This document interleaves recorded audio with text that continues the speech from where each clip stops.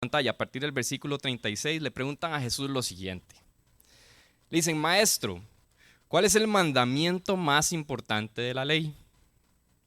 Ama al Señor tu Dios con todo tu corazón, con todo tu ser y con toda tu mente, le respondió Jesús. Este es el primero y el más importante de los mandamientos. El segundo se parece a este. Ama a tu prójimo como a ti mismo. De estos dos mandamientos dependen toda la ley y los profetas. Y es que probablemente Santiago había escuchado esto. Santiago tal vez había escuchado a su hermano, a su medio hermano ahí hablar de la importancia del amor al prójimo. Hoy vamos a hablar del amor a los demás, del amor al prójimo. Eso es lo que nos habla esta porción del capítulo 2 de Santiago. Y Jesús mismo dice, hey, ¿qué es lo más importante?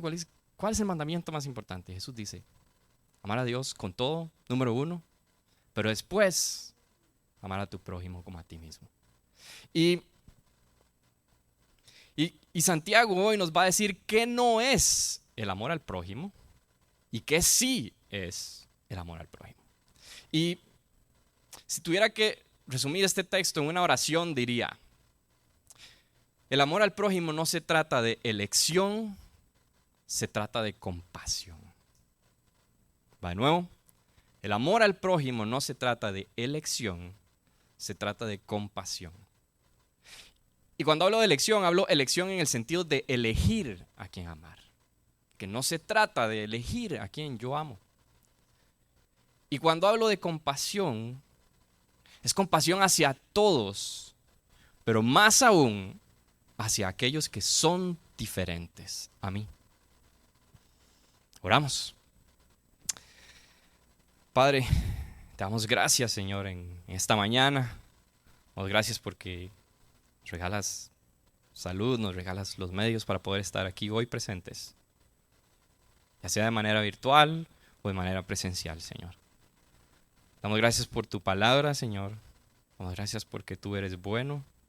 Y te pedimos, Padre, que tú abras nuestros ojos, abras nuestros oídos, abras nuestra mente, nuestro entendimiento, Señor, para que podamos poner en práctica tus palabras, Señor. Este libro de Santiago nos ha enseñado que tenemos que poner en práctica esto, Padre. Y queremos que hoy yo no sea un impedimento, Señor, para que tu palabra, tu mensaje pueda llegar a lo más profundo de nuestros corazones, Señor, y que seamos como tierra fértil que da fruto, fruto en abundancia, Señor. Te lo pedimos en el nombre de tu Hijo Jesús. Amén. Y amén. Así que iniciamos. Dice nuestro texto de hoy en el versículo 1 del capítulo 2 de Santiago. Dice, hermanos míos, la fe que tienen en nuestro glorioso Señor Jesucristo no debe dar lugar a favoritismos. Así que ahí empezamos. De una vez. Es decir, Santiago, fiel a su estilo, como lo hemos venido viendo, de una vez desde el puro inicio nos da esta cachetada, ¿no? Dice, si usted tiene fe en Jesús, usted no puede tener favoritos. Y para los que nos acompañan por primera vez, que se sentaron aquí bien cerca en la primera fila, pues el libro de Santiago es así, y aquí estudiamos la Biblia versículo a versículo, así que va a darnos durísimo para que sepan y se agarren y se esfuercen, ¿no? Y es que uno podría decir, bueno, yo no tengo favoritos, no, yo más o menos trato a la gente ahí, todo el mundo ahí normal, más o menos. Pero la realidad es que usted y yo tenemos favoritos. Todos aquí tenemos favoritos. ¿Será no? ¿Cómo se le ocurre, Daniel? Todos nosotros aquí tenemos una tendencia a estar separando, a estar agrupando a la gente por los que sí hacen esto, por los que no hacen esto, por los que van aquí, por los que van allá, por un montón de miles de categorías que hacemos usted y yo en nuestras vidas. Y más aún allá, nuestra naturaleza pecaminosa nos lleva a una tendencia al odio inclusive. Y usted dice, ¿cómo al odio? Y ya así te pusiste duro. Y para esto le voy a dar un ejemplo. Yo creo que una de las categorías más absurdas por las que usted y yo agrupamos a la gente es por el equipo de fútbol al que uno es aficionado. Porque, digamos, no tiene ningún sentido. Es decir, todavía si usted, digamos, en política pudiera decir, bueno, yo pienso esto, yo pienso esto otro, pues pudieran haber diferencias. Pero el equipo de fútbol al que usted le va. Es decir, yo digo, bueno, ¿yo por qué me hice sapricista? No sé, porque todo el mundo, todos mis primillos, todo el mundo era sapricista y no sé, y vayamos con Saprissa, chiquitillo. Y yo era muy envenenado de Saprissa.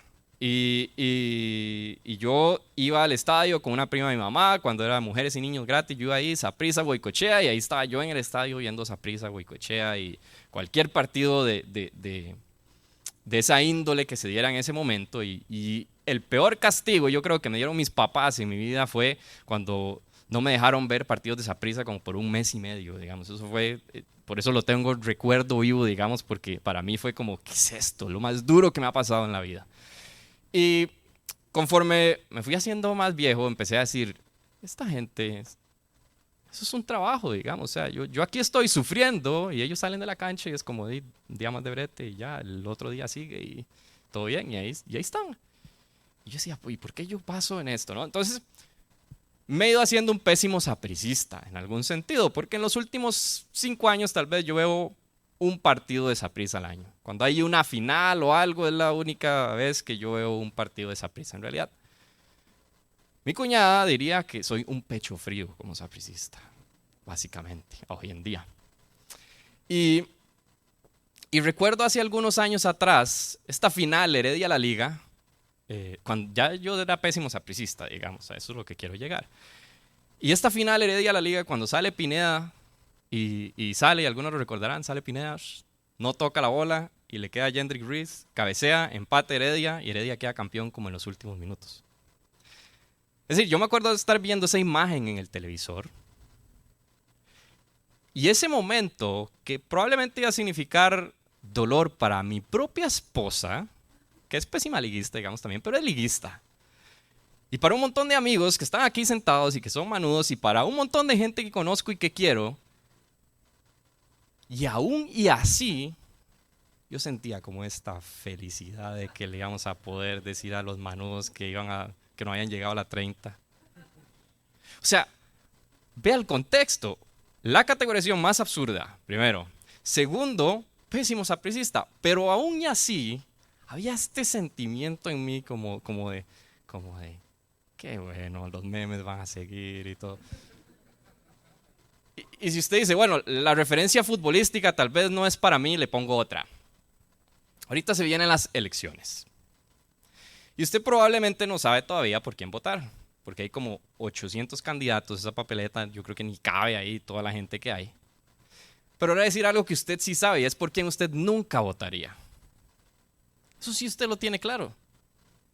Puede ser que usted no sepa por quién va a votar, pero sí sabe por quién jamás en la vida votaría. ¿Por qué? Porque tenemos esta tendencia a odiar, a separar, a agrupar, a decir, eso no, eso es aparte, eso es otra cosa, eso no. Toda la vida andamos haciendo grupos y vamos de aquí para allá y estos y los que hacen esto y los que sí trabajan y los que no trabajan y los empleados públicos versus los empleados privados y que no sé qué, y los que van con Saprissa, los que van con la liga. Millones de categorías, los que hacen CrossFit, los que no hacen CrossFit, los que son veganos, los que no son veganos, todo es categorías, todo es separar, todo es andar buscando grupos. Usted y yo tenemos favoritos. Y Santiago dice, hey, si usted tiene fe en Jesús, usted no puede tener favoritos. Y uno dice, bueno, ¿y ahora cómo hacemos? Porque Santiago dice, si tiene fe en Jesús no puede tener favoritos. Y usted me está diciendo que yo tengo favoritos. Y me voy a adelantar, la clave está en Jesús. Lo vamos a ver más adelante. Pero por ahora, empecemos por pensar, ok, bueno, si yo tengo favoritos, ¿quiénes son esos favoritos? Porque potencialmente es personas que comparten una serie de cosas conmigo. Es decir, que están en mi rango de edad, que que servimos juntos, que trabajamos juntos, que vivimos cerca, que, no sé, que hacemos un deporte, que tenemos un gusto por una música en específico, no sé, lo que sea que hace que usted tenga afinidad con ciertas personas. Y eso no tiene nada de malo, que usted tenga afinidad con ciertas personas. Todos tenemos mayor afinidad con ciertas personas. El tema es que Santiago aquí dice que nuestra fe no puede dar lugar a favoritismos. En la familia de Dios no puede haber favoritismos. Así que la primera lección que aprendemos usted y yo de lo que es el amor a los demás, de lo que no es más bien el amor a los demás, el amor al prójimo, es que no es de elegir a quién amar. No es de que yo aquí decido a quién amo y a quién no. No existe eso. Santiago está en medio de una iglesia que está en formación. Y nos hablaba hace un par de semanas, esto es una de las primeras cartas que se redactan. O sea, imagínese esto. Jesús viene, resucita y dice, no, ahora esto es para todo el mundo. Y llegan a ese lugar ahí los judíos. Y los judíos entran y bueno, y en la sinagoga tales se sentaban aquí, los otros allá, ¿cómo hacemos? ¿Dónde se sienta quién? Y entran los gentiles y dicen, suave un toque, pero ¿cómo es la cosa? ¿Hay que circuncidarse aquí o no? Y entran hombres y mujeres, y entran ricos y pobres, y entra un montón de gente distinta. Y Santiago dice, hey, señores, aquí, en la familia de Dios, no hay lugar para favoritismos. Porque en el mundo existen 1.000.000 de categorías, pero aquí venimos personas que somos diferentes.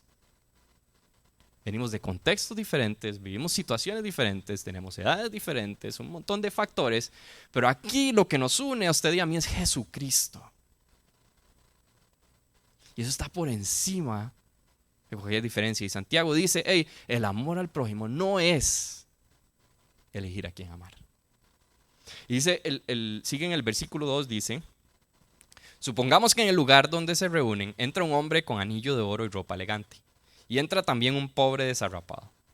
Si atienden bien al que lleva ropa elegante y le dicen, siéntese usted aquí, en este lugar, cómodo, pero al pobre le dicen, quédate ahí de pie, siéntate en el suelo o a mis pies, ¿acaso no hacen discriminación entre ustedes, juzgando con malas intenciones? Así que Santiago nos da un ejemplo de categorización de personas. Y es por el dinero. Los que tienen plata y los que no tienen plata. Y la pregunta que tenemos que hacernos es, ¿por qué yo habría de tratar distinto a alguien que tiene dinero de alguien que no lo tiene? ¿Cuál es la razón? ¿Cuál razón tendría yo para hacerlo?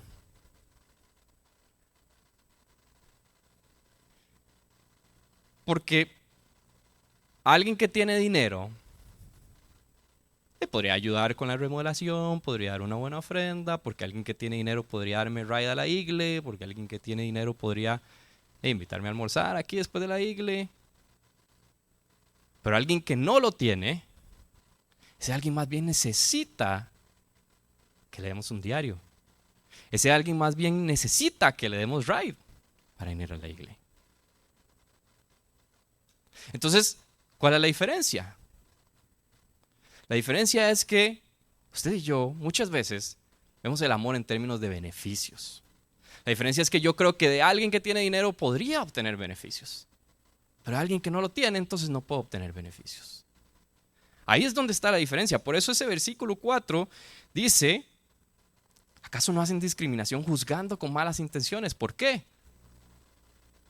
Porque estamos viendo los beneficios. Una persona muy cercana dice que ella creyó que se casó para ser feliz. Y su marido se vuelve alcohólico. Ella, levantando a su marido, caído en el suelo, borracho, llevándolo a su cama. Años de años. Y aquí no estoy hablando de violencia ni ninguna de estas cosas. Aquí estoy hablando. Ese hombre después dejó de tomar. Y después pudieron disfrutar de muchas cosas. Pero escuchar esas palabras de una persona como esa que dice, yo creí que me había casado para ser feliz y que le tocó vivir años de años esa situación. Y es que usted y yo muchas veces vemos las relaciones en términos de beneficios. Se acabaron los beneficios, se acabó el amor. No hay beneficios, no hay amor entonces. No puedo obtener nada.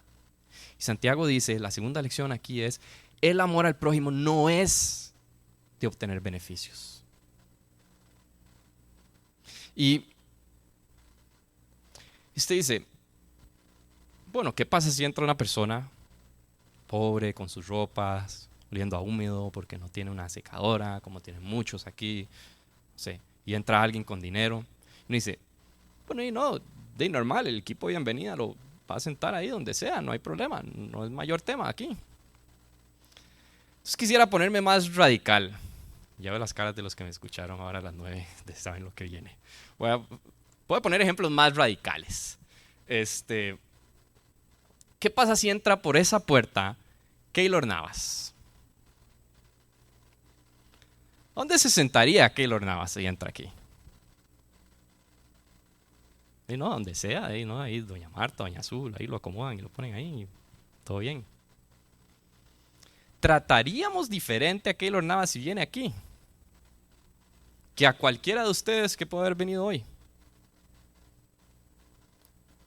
¿O no? Y ahora me voy a ir para el otro lado, para el lado de alguien del que creeríamos que no podríamos obtener ningún beneficio. Y es, ¿qué pasa si entra por esa puerta una persona trans? Entra un hombre vestido de mujer por esa puerta. ¿A dónde se sienta esa persona? ¿A dónde lo sentamos? ¿Cómo es la interacción? ¿Qué es lo que pasa por su cabeza cuando entra esa persona por aquí? Y se sienta aquí en la primera fila, pasa a la vista de todos nosotros y se sienta ahí. ¿Qué es lo que pasa por su cabeza? Porque no podría pensar en una persona más desprestigiada por la sociedad en este momento. Es decir, no sé si usted ha interactuado con una persona de estas, pero normalmente son personas que son rechazadas completamente por sus familias. Usted dirá, Daniel, pero ahora hay muchas leyes y mucha cosa. Puede haber muchas leyes, pero usted ha sentido lo que es ser rechazado por su propia familia, por sus papás, por sus hermanos. Porque son maltratados por sus clientes. Ni siquiera son tratados bien por sus clientes. Son maltratados. Son personas que viven en un mundo muy oscuro. Muy oscuro. Yo no sé si ustedes saben, pero parte de lo que hace Face of Justice es que tiene este lugar que se llama Casa Ágape. Y es una iglesia para personas trans de San José. Y este lugar tuvieron que dejar de reunirse porque con la pandemia no podían pagarlo.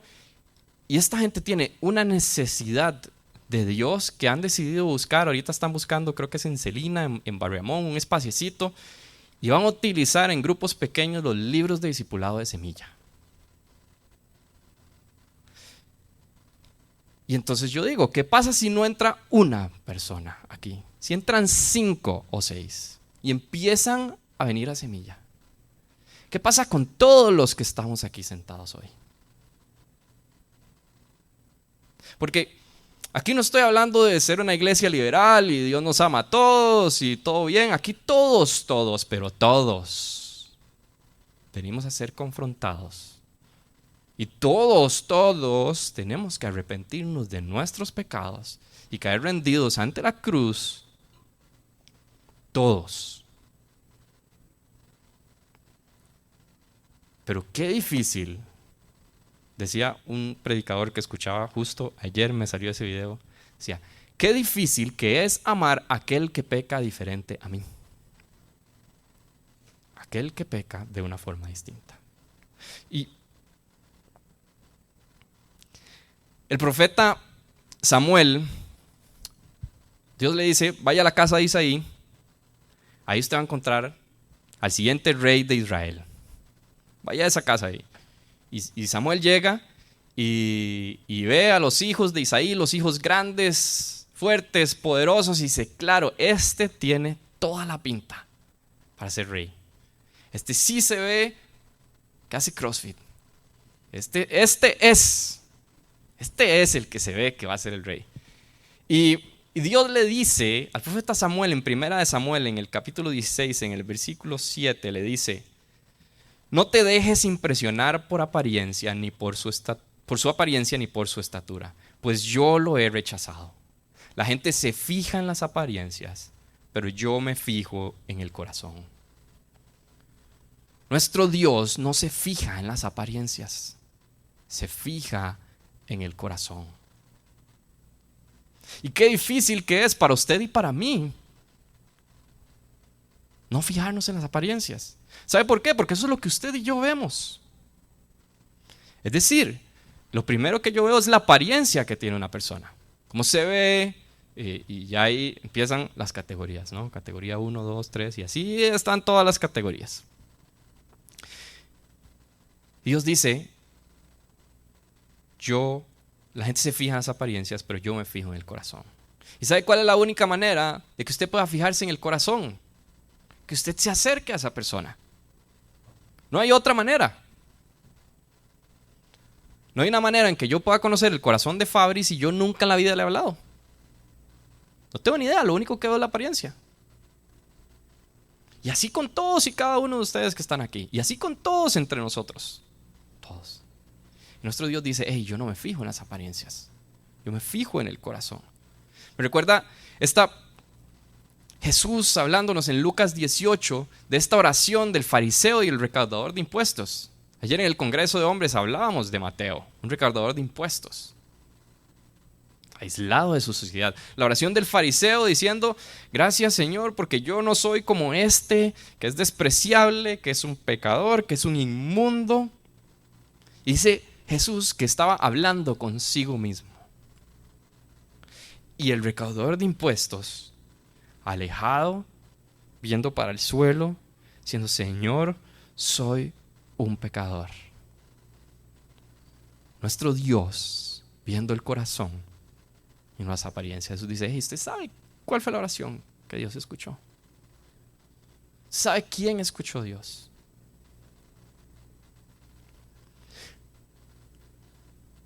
El amor al prójimo no es elegir a quién amar. Y no es para obtener beneficios. Seguimos leyendo, versículo 5 dice: escuchen, mis queridos hermanos, ¿no ha escogido Dios a los que son pobres según el mundo para que sean ricos en la fe y hereden el reino que prometió a quienes le aman? Pero ustedes han menospreciado al pobre. ¿No son los ricos quienes los explotan a ustedes y los arrastran ante los tribunales?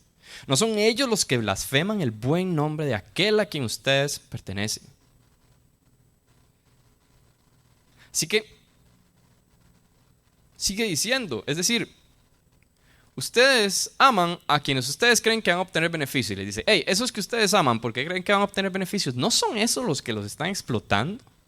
¿No son esos los que están dañando el nombre de Jesucristo? Y esos son los que ustedes están amando. Porque seguimos viendo las apariencias y no los corazones. Y Santiago hace todo este ejemplo en torno a ricos y pobres. ¿Y por qué este tema es importante? ¿Por qué usa este ejemplo? Bueno, porque hay un gran problema con las riquezas. El domingo pasado lo hablábamos. El amor al dinero. Porque cuando usted tiene, es muy fácil que ahí esté su esperanza. Cuando usted tiene dinero es muy fácil que usted se pierda y que ahí esté. Y muchas veces la única forma de darse cuenta es cuando no está ese dinero. Y eso nos pasa y nos pasa.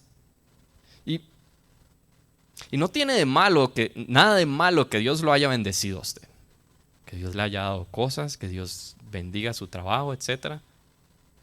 Y tenemos que ser generosos, por supuesto que sí. No está hablando de eso, está hablando de la separación, de la agrupación, del favoritismo, de todas estas cosas que venimos hablando. Y yo le decía a Ana, cuando estaba repasando el texto, le decía: Bueno, es que voy a usar otros ejemplos mejor, como los que puse ahora, porque la verdad es que yo creo que en Semilla todo bien, digamos. O sea, si entra alguien que no tiene o si entra alguien que tiene, yo creo que pues ahí lo recibimos más o menos de la misma manera. Y me dice Ana muy sabiamente, me dice, Daniel, eso es porque usted tiene. Entonces usted no tiene ni la menor idea de lo que pasa por la cabeza de alguien que entra aquí y que no tiene. Y yo me quedé pensando, y dije, claro, no tengo la menor idea de qué pasa por la cabeza de alguien que entra aquí y ve que el 90% de la gente que llega en carro. ¿Qué sentirá alguien que no tiene carro cuando ve eso? ¿Qué sentirá? No sé, ¿qué podrá sentir alguien cuando ve los anuncios, cuando ve la decoración? No sé, lo que sea. ¿Qué cosas podrían hacer sentir aquí a una persona aislada o separada del resto? Porque ¿sabe cuál es el problema? Si nosotros nos quedamos en nuestro círculo, nunca lo vamos a saber. Es decir, es más fácil para mí bajar aquí al final y hablar con Jimmy Mille, que los veo 4 veces a la semana porque tenemos 1.000.000 de cosas que conversar, que probablemente sentarme a hablar con alguien que nunca he visto.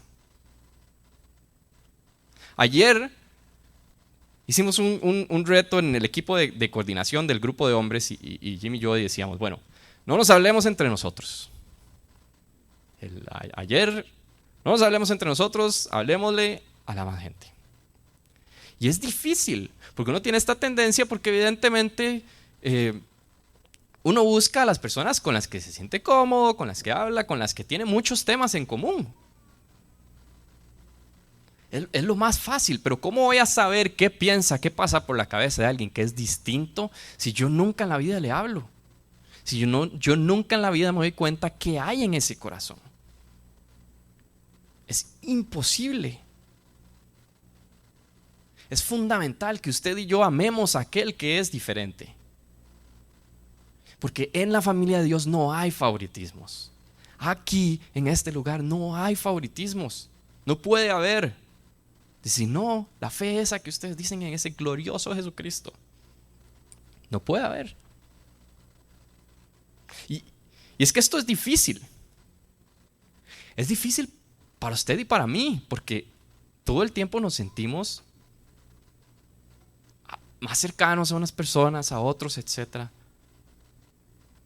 Es difícil no elegir a quién amar.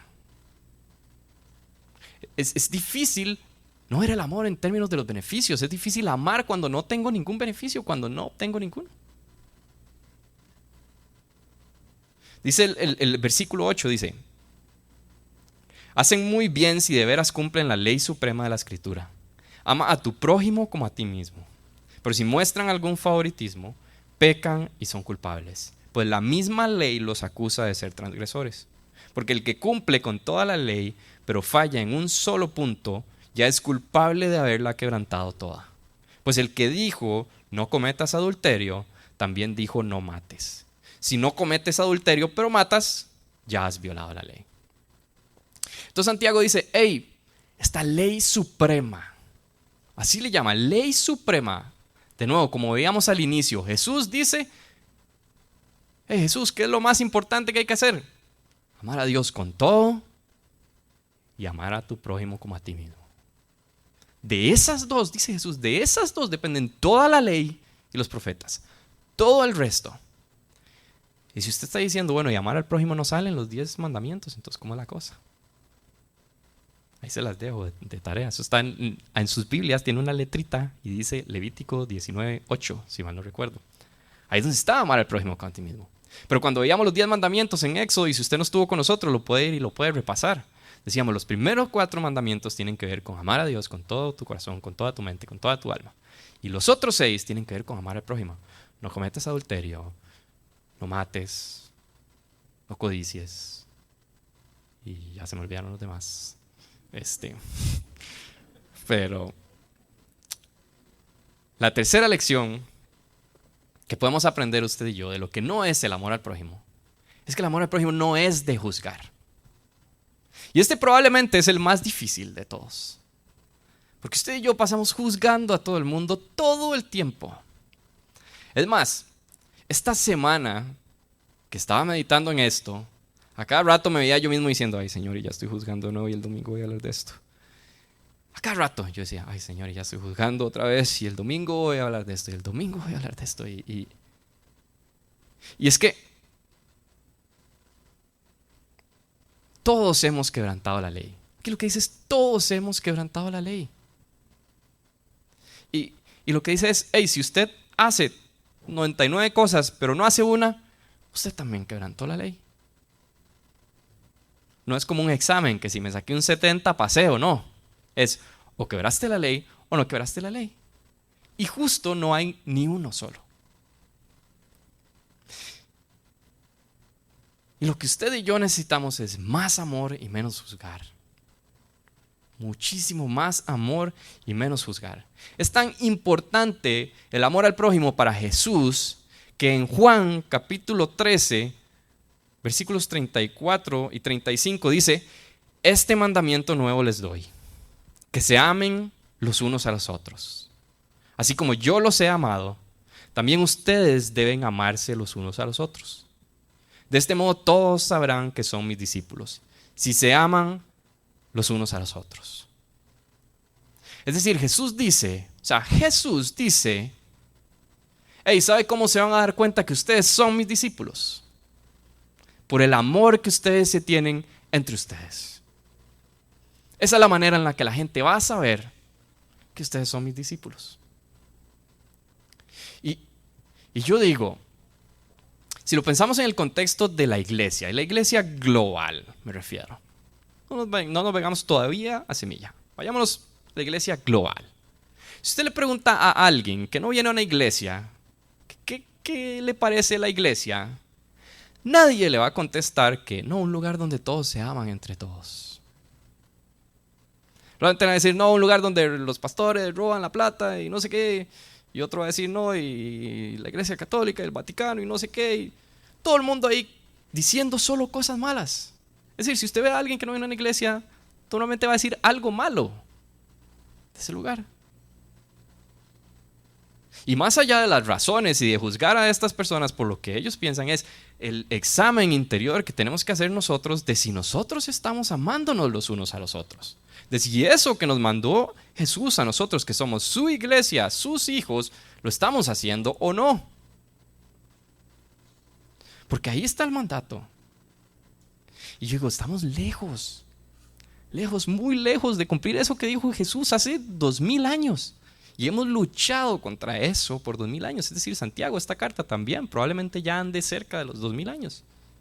Y sigue siendo un problema de la humanidad, de esa naturaleza pecaminosa. Para darle otro ejemplo, vea, se vienen tiempos convulsos. Y decía en la mañana, aquí no es que estoy profetizando ni nada de eso, ¿no? ¿Pero por qué? Porque se vienen las elecciones. Y hace 4 años, estos últimos mesecitos antes de las elecciones, fueron el momento de mi vida en el que yo he visto más cristianos tirándole a otros cristianos. En mi vida había visto tanta gente tirándose entre sí. Cristianos tirándole a cristianos. Y Jesús diciendo, hey, como la gente se va a dar cuenta que somos discípulos de Jesús, es por el amor que nos tenemos los unos a los otros. Y vea, nuevamente, yo le hablo de esa naturaleza pecaminosa que usted y yo tenemos. Vea, yo le voy a dar un consejo de algo que yo hice hace 4 años en esas elecciones. Porque me pasó que yo veía una publicación de alguien de esta iglesia y que yo sentía esta cosa así como la salida de Pineda. Yo sentía esta cosa así como de, le voy a poner un versículo ahí, le voy a contestar esto que está haciendo. Y uno ahí juzgando. Y yo decía, esta persona me cae tan bien. Y no lo hice con una, lo hice con varias. Esta persona me cae tan bien. Y yo me estoy aquí envenenando el alma simplemente porque esta persona cree que una política económica es mejor que otra. Una cosa que no tiene nada que ver con nuestra fe. Pero yo digo, ¿cómo esta persona va a pensar que esta política económica es la mejor, que el país tiene que seguir? No, ¿qué es eso? Y ahí estamos nosotros envenenándonos ahí, llenándonos de ese odio ahí intrínseco que viene en nuestra naturaleza pecaminosa. Yo le aconsejo eso. Le doy un consejo de amigo, decía un profesor del colegio que yo tenía. consejo de amigo, si usted no lo logra, si usted como yo no lo logra, porque yo tengo mis ideas en cuanto a lo que yo creo que debería ser la mejor forma de hacer las cosas en la política. Este no es el lugar para venir y decirlas, pero yo las tengo. Y cuando alguien tiene unas diferentes, si usted es como yo, que le cuesta interiorizar, que alguien pueda pensar que si las pruebas Faro sirven o no sirven, entonces mejor dejar de seguir. Ahí, pues, facilito. Dejar de seguir y ya no se envenena usted el alma. Porque es más fácil, muchísimo más fácil juzgar, separar, agrupar que amar. Mucho, por mucho más fácil para nosotros. Y es que el amor al prójimo, del cual nos está hablando Santiago aquí, es un amor muy diferente al amor que usted y yo solemos dar y que usted y yo sabemos dar. Es decir, si usted está ahí sentado diciendo, pero es que es imposible. Sí, es imposible. No hay fuerza humana, no hay voluntad propia que pueda hacerlo. Solo el Señor Jesucristo en su vida y en la mía. Porque todos hemos pecado. Dice Romanos 7, los versos del 4 al 6. Asimismo, hermanos míos, ustedes murieron a la ley mediante el cuerpo crucificado de Cristo, a fin de pertenecer al que fue levantado entre los muertos. De este modo daremos fruto para Dios. Porque cuando nuestra naturaleza pecaminosa aún nos dominaba, las malas pasiones que la ley nos despertaba actuaban en los miembros de nuestro cuerpo y dábamos fruto para muerte. Pero ahora, al morir a lo que nos tenía subyugados, hemos quedado libres de la ley, a fin de servir a Dios con el nuevo poder que nos da el Espíritu y no por medio del antiguo mandamiento escrito. Si a alguien se le está haciendo un colocho de por qué estamos hablando de la ley en el Nuevo Testamento, si ahora estamos en la gracia, etc., eso se lo vamos a dejar a Jimmy para el próximo domingo, que vienen unos versículos de los mejores de toda la Biblia. No se lo pierda, venga, porque son buenísimos. Pero somos salvos por gracia y no por obras, para que nadie se jacte, porque todos hemos quebrantado la ley. Pero lo que sí es que esta ley suprema del amor al prójimo, lo que nos hace darnos cuenta es que no hay manera fuera de Jesús de que usted y yo podamos cumplir con esto. No hay manera posible de que usted, por su voluntad, por sus esfuerzos, lo pueda hacer. Es decir, no hay manera posible que yo diga, ok, bueno, salgo de aquí, voy a ir a almorzar y no voy a ir a juzgar a nadie. Voy a sentarme ahí. No hay manera. Inténtelo, no hay manera. Lo que usted y yo necesitamos es más Jesús y menos usted y yo. Eso es lo que necesitamos. Si nos concentramos en Jesús, si ponemos nuestra mirada en Jesús, si nos sentamos en el almuerzo y leemos la Biblia todo el rato para que no pueda juzgar a nadie y solo estoy ahí metido, ahí es donde pongo mi mirada en Jesús. Es la única respuesta. Es la única razón. Yo siempre le digo a Ana, no hay estrategia de equidad, de igualdad, de cualquiera de estos temas aparte de Jesús que pueda funcionar. ¿Por qué? Porque tenemos un problema intrínseco que es nuestra naturaleza pecaminosa. No hay manera de que nada de esto funcione si no es en Jesús. Y no quiero demeritar el trabajo de muchísimas personas que defienden minorías y que me parece un trabajo súper valioso, súper importante, pero normalmente cuando yo defiendo una minoría, odio a la mayoría. Porque usted y yo tenemos en nuestra naturaleza pecaminosa esa cosa que les digo yo que la de Pineda, ¿verdad? Esa cosa ahí que uno siente así. Todos la tenemos. No hay manera de que funcione aparte de Jesús, porque el problema fundamental que usted y yo tenemos no es discriminar a las minorías, es nuestro pecado, nuestra naturaleza pecaminosa.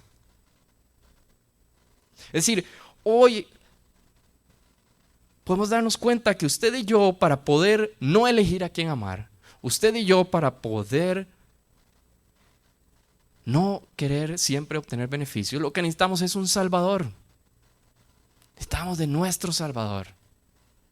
Y si usted nunca había pensado en, hey, yo necesito a alguien que me salve de andar juzgando a todo el mundo, hoy es el día perfecto para decir, hey, yo necesito de este Salvador que me salve de mí mismo.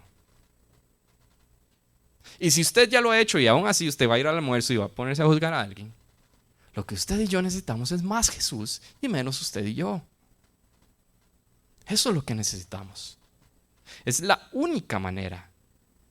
Y finalmente cierran el versículo 12 y dice: hablen y pórtense como quienes han de ser juzgados por la ley que nos da libertad. Porque habrá un juicio sin compasión para el que actúe sin compasión. La compasión triunfa en el juicio. La Nueva Traducción Viviente literalmente dice: no habrá compasión para quienes no hayan tenido compasión de otros. Así de simple. No habrá compasión para quienes no hayan tenido compasión de otros. Es Santiago, fiel a su estilo, inspirado por el Espíritu Santo, cerrándonos con una cachetada de vuelta. Por eso decía al inicio, el amor al prójimo no es de elección, sino de compasión. No es de que este sí y este no. No es de que este se ve que sí, este se ve que no. No es de que el que le gusta esto y el que no le gusta esto. No es del que sabe de esto y el que no sabe de esto. Es de compasión, es de acercarme a esos que son diferentes a mí.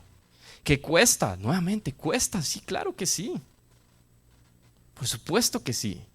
No es natural. Pero nuestro Dios es sobrenatural. Y para cerrar, quisiera invitarlo a que todos nos pongamos de pie y busquemos Lucas capítulo 10, versículo 30. Usted puede irlo buscando en su Biblia. Puede ir viendo este texto, que es un texto famoso. Un texto que usted probablemente ha escuchado. Un texto que usted puede haber visto en una serie, no sé, en alguna fábula, los que estuvimos en escuelita dominical, cualquiera de las diferentes formas en las que usted pudiera llegar a este texto. Nuevamente, Lucas 10 a partir del versículo 30. Ese no lo tenemos en pantallas porque ese es más largo, así que ese vamos a leerlos todos juntos y con eso vamos a cerrar. Y es la parábola del buen samaritano. Y dice así: bajaba un hombre de Jerusalén a Jericó y cayó en manos de unos ladrones. Le quitaron la ropa, lo golpearon y se fueron, dejándolo medio muerto. Resulta que viajaba por el mismo camino un sacerdote, quien al verlo se desvió y siguió de largo. Así también llegó a aquel lugar un levita, y al verlo se desvió y siguió de largo. Pero un samaritano que iba de viaje llegó a donde estaba el hombre, y viéndolo se compadeció de él. Se acercó, le curó las heridas con vino y aceite y se las vendó. Luego lo montó sobre su propia cabalgadura, lo llevó a un alojamiento y lo cuidó. Al día siguiente sacó 2 monedas de plata y se las dio al dueño del alojamiento. Cuídemelo, le dijo, y lo que gaste usted de más se lo pagaré cuando yo vuelva. ¿Cuál de estos 3 piensas que demostró ser el prójimo del que cayó en manos de los ladrones? El que se compadeció de él, contestó el experto en la ley. Anda entonces y haz tú lo mismo, concluyó Jesús. Vayamos nosotros también y hagamos lo mismo. Menos selección, menos apariencias, menos juicio y mucha, pero muchísima más compasión. Oramos.